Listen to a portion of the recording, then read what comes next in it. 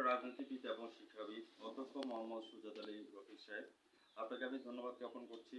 আগামী 8 তারিখ আপনি নির্বাচন করতে যাচ্ছেন উপজেলা সদর চেয়ারম্যান। আপনি যে কাপ ফিনিশ মার্কা পেয়েছেন, আপনার কাছে অনুভূতিটা কেমন লাগছে? এবং আপনি আমাদের দৃঢ় বিশ্বাস, যদি জয়ের মালা যদি 8 তারিখে ছিঁড়ে আসে তাহলে আপনার বাজে ছিঁড়ে আসবে।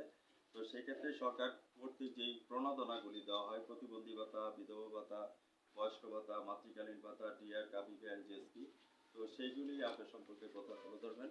আমাদের সম্মানিত চেয়ারম্যান স্যার, আমি সাংবাদিক ফরাদ ভাই আপনার সঙ্গে আছি চ্যানেল 99-এ। আপনাকে অসংখ্য ধন্যবাদ।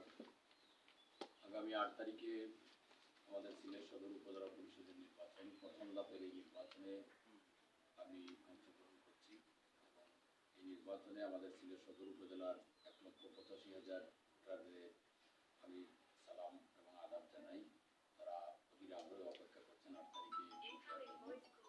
আমি আশা করি আগামী 8ই মে উপজেলা পরিষদের নির্বাচনে সিলেট সদর উপজেলার মানুষ তাদের উন্নয়নের স্বার্থে এবং যে উন্নয়নগুলো ইতিমধ্যে হয়েছে সেই উন্নয়নকে ত্বরান্বিত করার জন্য বা উন্নয়নের ধারাবাহিকতা রক্ষার জন্য তারা আমাকে ভোট দেবেন। কারণ আমি বিশ্বাস করি, আমি দীর্ঘ 40 বছর যাবৎ রাজনীতিতে আছি এবং রাজনীতি করার কারণে আমি বিভিন্ন সময় আমার সাধারণ মানুষের কল্যাণের জন্য আমি কাজ করার চেষ্টা করেছি। আমার এই রাজনৈতিক জীবনে আমি অনেক মন্ত্রী এমপিদের সান্নিধ্য দিয়েছি এবং তাদের মাধ্যমে আমার সদর উপজেলার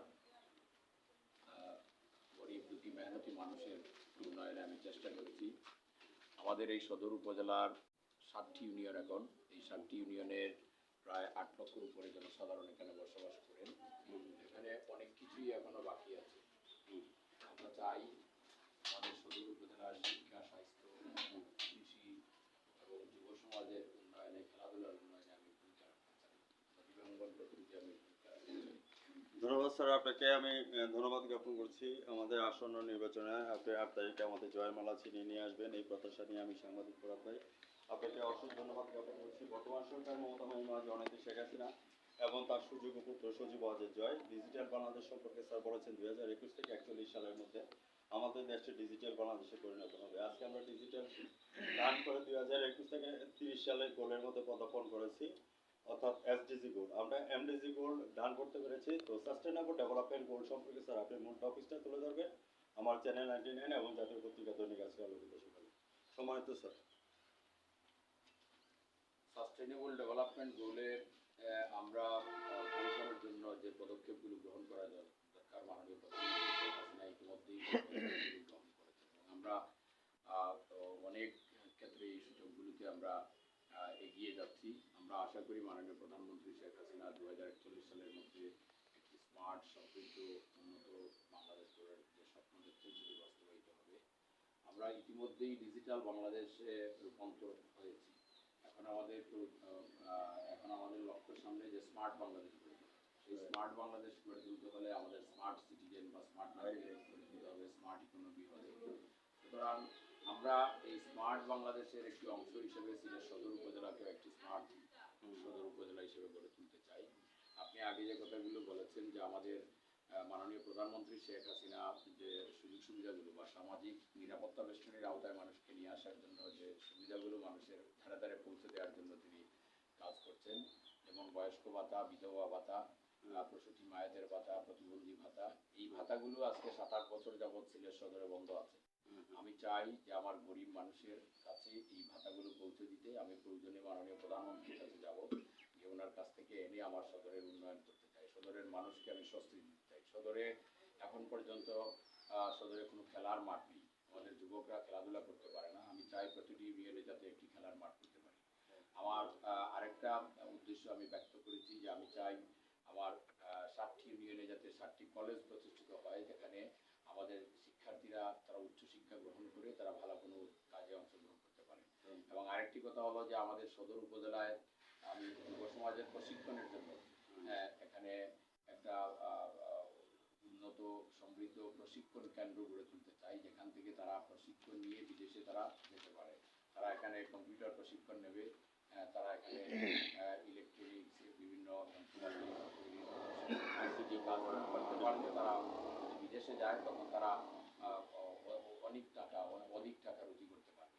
শুধু তাই না, আমাদের এই সিলেট সদর উপজেলার যে স্বাস্থ্য কমপ্লেক্স এটি এখনো প্রতিষ্ঠিত হয়নি। আমি চাই যে আমাদের গ্রামীণ এলাকায় স্বাস্থ্য কমপ্লেক্সটি প্রতিষ্ঠিত হলে আমাদের সদর উপজেলার গ্রামের মানুষরা কষ্ট করে তাদেরকে উসমানী হাসপাতালে বা অন্য কোনো হাসপাতালে যেতে হবে না। আমাদের সদরের পশু হাসপাতাল এখনো সিলেট শহরে রয়েছে।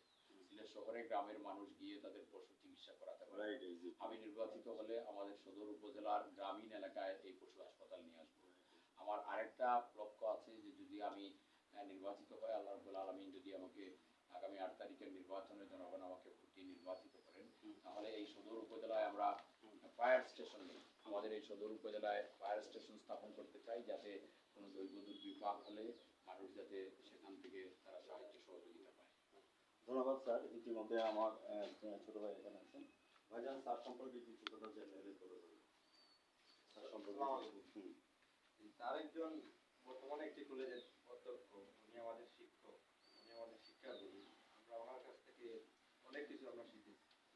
তো একজন শিক্ষক যেভাবে একটি এলাকা যেভাবে পরিচালনা করতে পারবে, অন্যরা এত অভিজ্ঞতার সাথে পরিচালনা করতে পারবে না। কারণ একজন শিক্ষক সব ধরনের বইপত্র পড়ে, ওনার সব ধরনের নলেজ থাকে একটি দেশ কিভাবে পরিচালনা করতে হয়।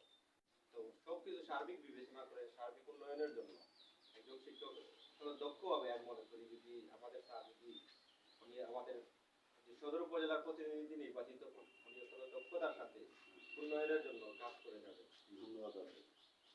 এখানে আমরা বলবো আমাদের গুরুজন, এখানে আমাদের গুরুজি আছেন।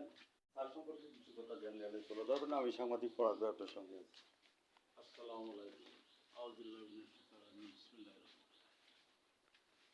স্যার সম্বন্ধে গুণগান আমরা কি তারাই? স্যার সম্বন্ধে সব ধরনের গুণগান, সব জায়গায় গুণগান তাই। আজকে তো তাই নির্বাচনে হওয়া হয়েছে। নির্বাচন হওয়ার আগেও আমরা পশ্চিম এলাকা, আমরা আমার বাড়ির এলাকা লাগাও পশ্চিম এলাকার যে কোনো আসে বিষয় হইলেও তাই আমরা এখন খবর পাই না, তাই খবর পাই আমরা সাথে নিয়ে গেই, যাতে চাই যে জিনিসটা দমন করার লাগে, বরং মানুষের শান্তি দেওয়ার লাগে। যাই হোক, আলহামদুলিল্লাহ এখন তাই ইলেকশন আইসেন, আমরা ভালো হয়েছি। ইলেকশন তার মতো যোগ্য প্রার্থী আমি আর দেখলাম না। আমি দেখলাম না বিদায় আমি কিন্তু স্যার লগে আমার ব্যক্তিগত পরিচয় আছে, স্যার সম্বন্ধ আছে, বা এলাকার যে মেম্বার কাজ করেন গিয়া হিসাবে আছে। আমি কিন্তু সাফ সাফ তিনবার আমরা ভোট দিছি। ভোট দেওয়ার টাকা দিয়ে 2 বছর বাদে চাইছি যে স্যার নিয়ে একবার ইলেকশন হয়। এই হিসাবে আমি কিন্তু তান্ডে ভোট অনেক আগে দিয়ে হইতেছি।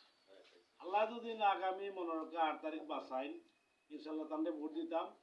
আমার আরো আজকে একটা কাজে আইছি, আমার এই বাতিজা, আমার এই ভাই, আমার এই বাতিজা এবং আমার পুত্রও বিয়েও, তারা স্যারের সাথে দেখা করতাম। দেখা করতে এসে আমি তারা ভোর সকালবেলা লিয়ে স্যারের সাথে দেখা করতাম। তারা বললে, বাবা আমরা তো বিদেশ থেকে আসলাম, স্যারের সাথে দেখা নাই, তার মানে আপনি দেখা করে দেও। আর ভোট তো আমরা পরিবার সহ আমরা তান্ডে দেবো। এই আমরা আমাদের গ্রামের মানুষ, আমার ভাই ভাইজা পুত্রা, এই আমার বিয়াই, আমরা মসজিদ কমিটির আপনার সদস্য। আলহামদুলিল্লাহ আমি চাই যাকে আমি 8 তারিখে তান্ডে আল্লাহ লাভ করতাম। আর এই যে যে কথাটা কইছি স্যার, এই যে ফায়ার সার্ভিসের কথা, এই কথাটা আমিও স্যারের কইছি অনেক আগে। এই কথাটা তাই নাম হলো ইঞ্জিনিয়ার, ধন্যবাদ দেই। ইনশাআল্লাহ তান গেলে আমরা অত্র এলাকার 7টা ইউনিয়নের ফায়দা হইব। আসসালামু আলাইকুম। ভিউয়ার্স, আমরা দীর্ঘক্ষণ সময় পরে স্যারের কাছে আমার একটা প্রশ্ন। আসন্ন সিলেট সদর উপজেলা নির্বাচনে পদপ্রার্থী কাফির ইসমাইলকে নিয়ে সামনের দিকে এগিয়ে থাকলেন আমাদের বিশিষ্ট রাজনীতিবিদ এবং শিক্ষাবিদ অধ্যক্ষ মোহাম্মদ সুজাত আলী স্যারের কাছে আমার লাস্ট একটা প্রশ্ন। কাফির ইসমাইলকে নিয়ে যখন 8 তারিখে নির্বাচন করতে যাবে, আমাদের বর্তমান সরকারের যে 2021 থেকে 30 সালে যে গোলটি দিয়েছে, সেটা হচ্ছে যে আপনার স্মার্ট বাংলাদেশ এবং SDG goal, sustainable development goal. Sustainable development goal নিয়ে স্যার অনেক কথা বলেছেন। তারপরে একটি কথা রয়ে যায়, মাদক ইফটিজি বাল্য বিবাহ, এটাকে জিরো টলারেন্স নিয়ে আসার জন্য স্যার আপনি অভিমত প্রকাশ করবেন। এসডিজি গোলের লক্ষ্যমাত্রা 17টা গোলের মধ্যে একটি গোল। সম্মানিত স্যার, আমাদের এই দেশে যে যুব সমাজকে মাদকের জীবন থেকে রক্ষা করার জন্য আমাদের পদক্ষেপ গ্রহণ করা হচ্ছে। ইতিমধ্যেই সরকারিভাবে নানামুখী পদক্ষেপ গ্রহণ করা হচ্ছে। মাদকের ছবল থেকে যুব সমাজকে রক্ষা করতে হলে নৈতিক শিক্ষার উন্নয়ন ঘটাতে হবে। কারণ আমাদের শিক্ষার যে মান, সেই মান বাড়াতে হবে এবং শিক্ষার্থীদেরকে ধর্মীয় শিক্ষা, নৈতিক শিক্ষা উদ্বুদ্ধ করতে হবে এবং এই মাদকের কুফল সম্পর্কে তাদেরকে অবহিত করতে হবে। তাছাড়া যুব সমাজকে খেলাধুলায় বা সাংস্কৃতিক চর্চায় তাদেরকে উৎসাহিত করতে হবে। আমাদের খেলাধুলায় তাদেরকে উৎসাহিত আমরা করি না, তারা সারা বছরই ওই মোবাইল নিয়ে বসে থাকে। আমরা চাই যে আমাদের যুব সমাজের জন্য খেলার মাঠ যদি আমরা প্রতিষ্ঠা করতে পারি, তাদেরকে যদি সাংস্কৃতিক চর্চায় উৎসাহিত করতে পারি, তাহলে তারা মাদক থেকে মুক্ত থাকবে। ধন্যবাদ স্যার, আমরা সাক্ষাৎকার শেষ করলাম। প্রিয় দর্শক মন্ডলী, আপনারা যারা আছেন, স্যার সম্পর্কে জাস্ট স্লো গলায় একটা গণসংযোগ করবেন, এটা কি আপনাদের দ্বারা সম্ভব? যদি পারেন তাহলে স্লোগানটা একটু দেন, স্লো গলায় বলি আমরা, একজনের স্লোগানটা। মার্কা আছে নিরে আছে উঠছে মার্কা কাফিরিস আদানে কি কাফিরিস বামে কি কাফিরিস সাদারা কি বলে কাফিরিস সাদিরা কি বলে কাফিরিস চার স্যার কি বলে কাফিরিস। চলুন আমরা সবাই মিলে হাতে হাত কাঁধে কাঁধ মিলিয়ে 8 তারিখে আমরা আমাদের স্বনামধর্ম বিশিষ্ট অধ্যক্ষ মোহাম্মদ সুজিত আলী স্যারকে কাফিরিস মার্কায় জয়যুক্ত করে আমাদের নিজস্ব পরিবেশকে আমরা শান্ত করি এবং স্যারকে জয়যুক্ত করি। ধন্যবাদ সবাইকে। ধন্যবাদ।